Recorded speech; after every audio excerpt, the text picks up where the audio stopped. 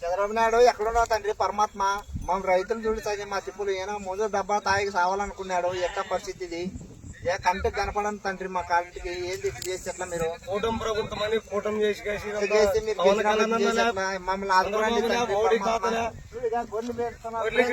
ఎకరాకు వచ్చి 80,000 రూపాయలు ఖర్చు వచ్చింది. ఎకరాకి 80,000 పెట్టుకుని 2 ఎకరాలు 1,60,000 నాశనం. ముందు డబ్బాకి ఏమైనా శరణం అంటున్నాడు. కర్నూలు మార్కెట్ 1,200 రూపాయలు ధర అయినదానికి ఉల్లిగడ్డ చేను పెరిగిన అదొక ఎకరాకి 10,000 రూపాయలు నష్టం.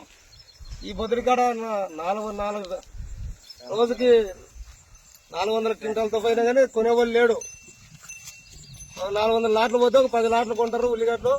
మిగతా లాట్లు మార్కెట్లో బొత్తుకు చేసుకునే కంటే ఈ బొత్తుకు చేసుకునేది మళ్ళీ ఈ పరిస్థితి తెచ్చుకున్నాం మేము. మీరు పవన్ కళ్యాణ్ అన్న కానీ, చంద్రబాబు సీఎం కానీ, లోకేష్ సార్ కానీ, మోడీ కానీ ఎవరో మమ్మల్ని రైతుల్ని ఆదుకోవాలా. నెక్స్ట్ పండించే నా కొడుకున్నాడు చిప్పడక తినకాల్సి వస్తుంది. తినేక మీకు ఎరగటల గురించి అంటే ఇవి తెలియదు. మాకు తెలుసు ఈ బాధ. పండించింది, నారేసింది, పెట్టిన కూలీలు నువ్వు 12 రూపాయలు కింద మళ్ళీ పెరిగించావు. మళ్ళీ 20 రూపాయలు నష్టం. నాకు 20,000 రూపాయలు. దీనికి మీరు ఏదో న్యాయం చేయాలి. చేయండి పెట్టి సచివాలయంలో సారాలు ఉండరు. ప్రతి ఒక్క రైతు ఎవడైతే ఉల్లిగడ్డ పెట్టినాడో వాళ్ళ చేనులో వచ్చి సర్వే చేసి మీరు చర్య తీసుకోవాలి. నువ్వు ఎవడో మార్కెట్లో తీస్తారంటే రైతు కాడకు ఉంటాడు వ్యాపారస్తుడు.